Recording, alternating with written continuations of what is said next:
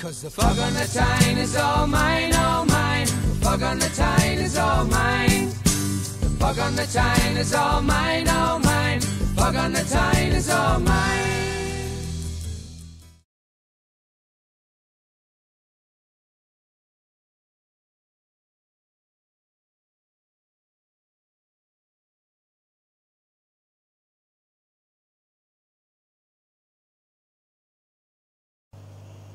Hello folks, welcome to GeordiehuntersTV. Today I'm going to be doing a run through of the strip down of the HW97 or the 97KT. This also applies for the HW77 as well. Just a few of the tools that we're going to be using is for the strip down. I also do a little bit of my own tune on them. So we've got a little few extra things, but the basic tools that you need to strip the rifle anyway. We've got the two screwdrivers. You've got a pin punch, good set of Allen keys, a 13mm spanner, and a hammer. Obviously a cloth. For the tuning bits, I've got a few sheets of wet and dry. Start off with 400 grit. Go down to 1200 grit is what I use for polishing the internals, and then to give them a final buff we've got some very super fine 4/0 wire wool. Spare parts, spring, spare piston seal just in case. I use a degreaser, Blue Wonder gun cleaner, normal pot of grease, gun grease, and a little bottle of oil for your moving parts, your pivot pins and stuff like that. So like I say, today I'm going to be doing I bought a brand new 97KT, and past experience with most HWs, they're a bit twangy straight out of the box. Yes, they're accurate, yes they're consistent, but they are a bit twangy out of the box. So first thing I normally do with them anyway is fire a few out, see what they're actually like. I've been up the range with it today and it is as expected. It's a bit twangy. It's very consistent. It's run at 11.2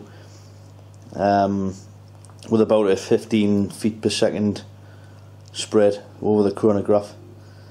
So like I say, what I'm going to do a quick run through of how to strip it down and see how we get on.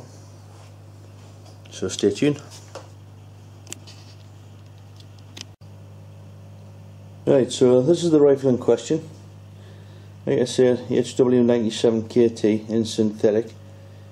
It is in 2.2. So like I say, bought brand new, straight out of the box. I fitted a couple of sling swivels already, because as most people know, these can be quite a weighty rifle to look about when you're in the field or anything like that. So I'll stick this on the tripod and we'll get about stripping it. Right, first things first, obviously we need safety first, so what we'll do is just cock the rifle, make sure it's not cocked, check the breech, make sure there's nothing in it. We'll take the scope off.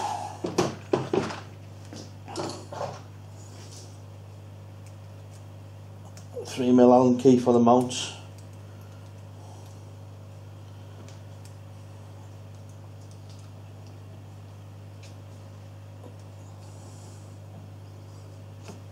Undo them. That should slide off. There we go. Put that on one side. Right, to take it out of the stock, we've got 4 screws. We've got one on each side of the forestock, and we've got one there and one at the back for the trigger guard. The one at the back on the trigger guard is a slightly smaller screwdriver.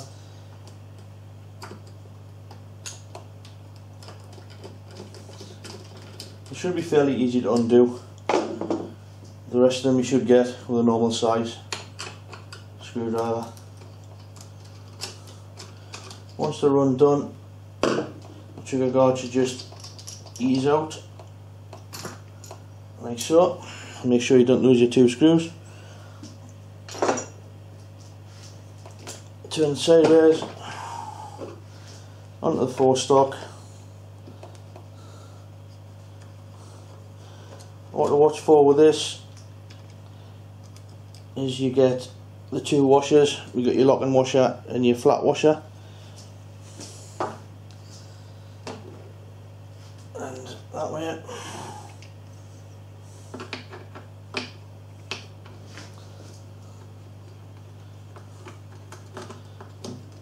Again, on the other side of the 4-stock, your locking washer and your flat washer. Keeping a hold of the action, flick it upside down, push on the back of the trigger guard and also at the front end of the 4-stock, and it should separate, slide out. So we're gone, that's the action out the stock. Just check and make sure there's nothing broken. It quite happens on these, even new rifles, is the bear trap spring.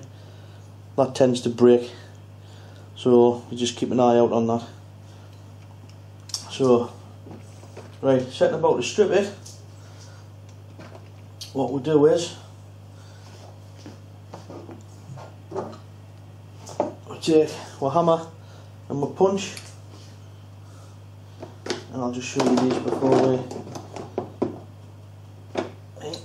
On the back there, got your 2 pins, one there and one at the back. That should drop your trigger guard group out. Watch when you take it out that the safety catch on the back there has a little spring on the inside. Watch that doesn't fall out and you don't lose that.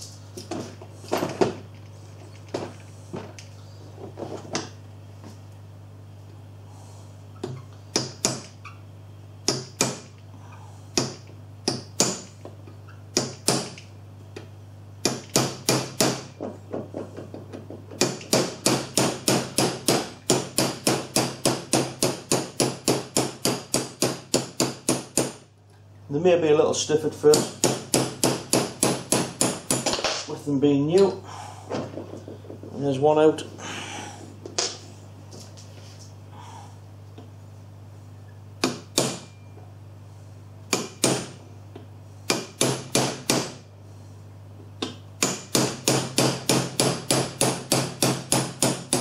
Like you say, once you've got it in like that, just keep your thumb on the back of the trigger guard. On the back of the trigger unit itself, sorry.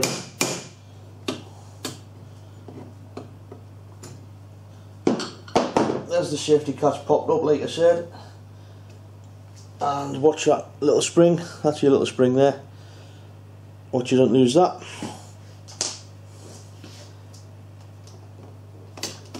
And your trigger unit should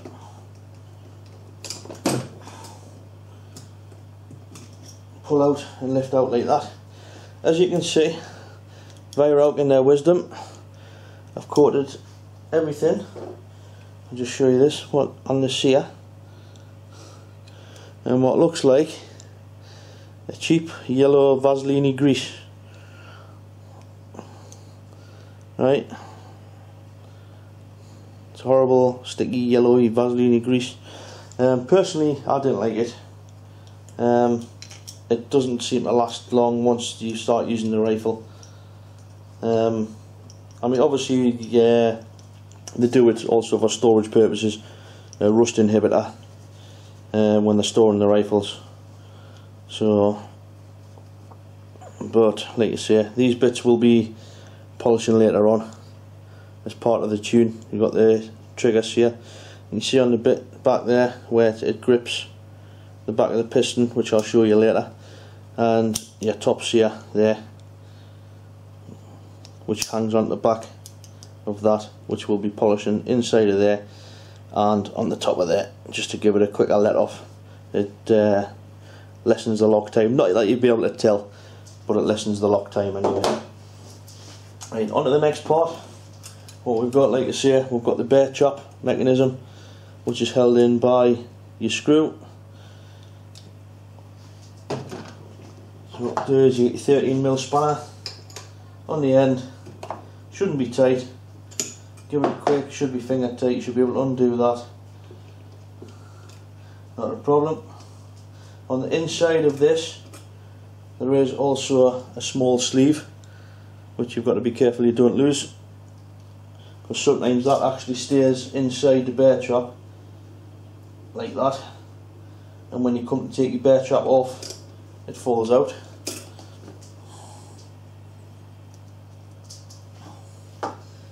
Onto the fore end, flip it over, knock your underlever, you've got your pivot pin, I just need to knock that out.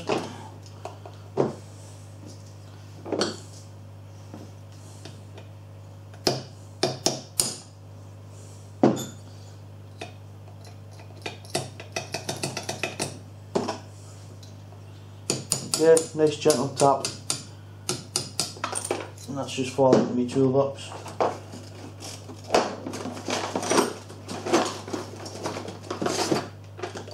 Which is there, that's your underlever pivot pin.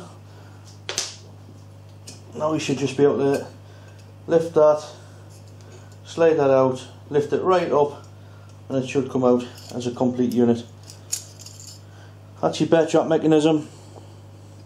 What that actually does is on the trigger unit, when it's cocked, you see there's a V tab inside there. This is how it works. That V tab there actually locks underneath to stop you pulling the trigger. It's as simple as that. Like that.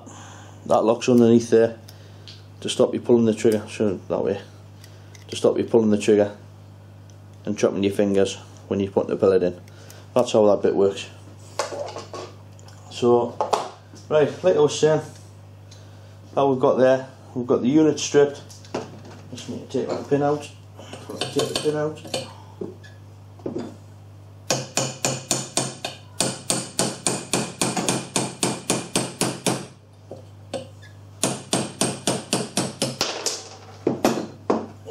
That was your second trigger pin, by the way. Right, this is the bit what gets most people when they first come to do it. They all think it's one solid action. There's no brakes. But what you tend to find is, this is the way I do it. I've got a small adjustable spanner, about that width. If I flip that round you may be able to see it better. In your trigger housing, if you rub your finger so far down, you might not be able to see it on camera, but about 8mm past your last trigger hole there's a break in the action there. So what you do is I put that inside there,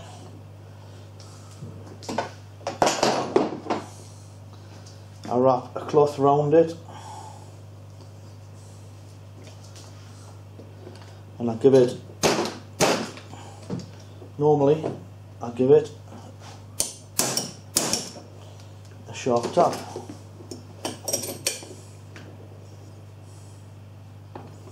And it normally comes out, but this one decides it doesn't want to.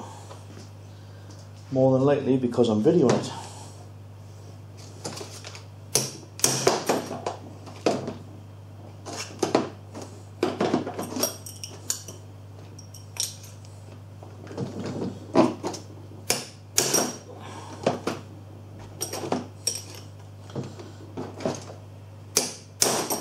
There we go.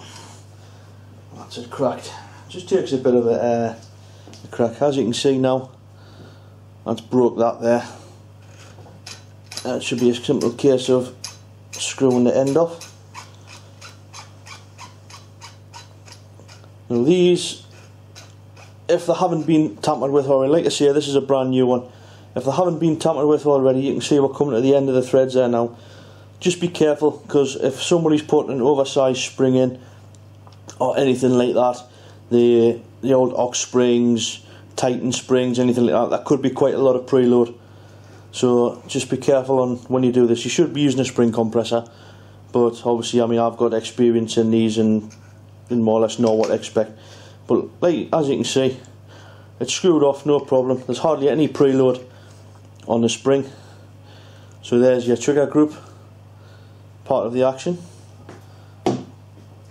Tip it upside down. Again, as you notice on the spring, and as you can see by the spring guide, there's hardly any lubrication on the spring at all, which is, like I say, it's nowadays standard with most HWs. I don't know why they don't do it. They have actually started finishing the spring ends off properly, whereas at one time they used to be rough. They just used to chop the spring and chuck the spring in. But now they have actually started to finish the spring ends off properly, or neater should I say. So that's the spring out anyway. To get your action out, it should just tip it up, catch it at the bottom. It should just slide with the carrier. That's your action now empty, as you can see inside there. It's bone dry. You know, there's no lubrication in there whatsoever. So, like you see, we'll put that to one side for now. This is your piston carrier, or compression tube, whatever you want to call it. And as we take it out, again, as you can see, there's no lubrication on the piston itself. It's bone dry, apart from the little bit of gunky yellow grease I was telling you about on the end, which is already black, and I've only fired about 30 or 40 shots through it today. So what we'll do, give it a good clean off, degrease it, and then we'll start with a tune.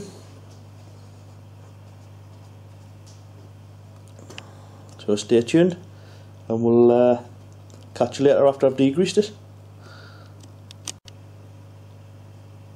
Right, so that's the parts degreased: piston carrier or compression tube, spring guide, trigger, and the spring. Right, I'll show you for my tune, what I would call a tune anyway. What I do is polish spring ends to a mirror finish. I polish the inside of the compression tube. As you can see, it's quite rough inside, so I polish that. I polish the actual outer casing of the piston. I even go as far as to polish the washer on the end of the spring guide, and also inside I just check the inside of the action just to make sure there's no bad grooves or anything like that. And like you say, we'll get rid of them, give it a bit of clean degrease, all into the smoothness of the rifle. So what I'll do is I'll crack on with doing that. Like you say, I use wet and dry. There's no hidden talents to it. The piston itself comes in a vise. I tear a strip of wet and dry. I start off with 400 grit in the vise like that, and I'll just rock back and forward the full length. Polishing the sears. This is your sear bit I was on about earlier. That bit there for your mechanism, that actually, once your trigger's cocked, that actually hooks into there like that. And obviously the smoother these mating faces are, the better release you're going to get, the quicker release. Like you see, I mean, people talk about lock times. You aren't going to notice in the shooting of the rifle. It happens in milliseconds, but it does actually aid the smoothness of the rifle, the accuracy of the rifle, it all adds up. So like I say, I'm going to set about polishing the inside of there so that actually moves better. This piston seal will get sized to that, and what I mean by sized is I'll put it in, once it's inside, it's polished, I'll drop it in and I'll just make sure it's a nice, because at the minute, like you see, you can hear that where it's quite rough, you know, the action. So what I'll do is, like I say, I'll polish it, I'll give it a little bit of wet and dry 1200 grit around the outside edge just to smooth it off, because as you can see there's a little bits of knobbly bits and stuff, you know. So that'll all get done as part of the tune. The spring ends will get done. What happens, like I say, is your spring decompresses, it actually spins. So like the smoother that surface, the less friction, the quicker time it's going to go, you know. What I will say is, if you're going to attempt to tune by yourself, what I'll be actually doing, I'll be chopping a coil off the back of this spring. So I'll be taking one extra coil off, because in past experiences, the work I've done on other rifles, the power does actually go up, and obviously with the UK legal limit being 12 foot-pounds, the penalties are quite harsh. So like I say, this is just a how-to guide. I'm not going to show you how to do the power adjustments, but like it's doing what I say, it's polishing this, polishing the spring guide, polishing the spring. It all adds up into a little bit of a power increase, so please be aware. So like I say, I'm going to crack on with the tune now, or the polishing should I say, and we'll catch up with you later when we're ready to put it back together.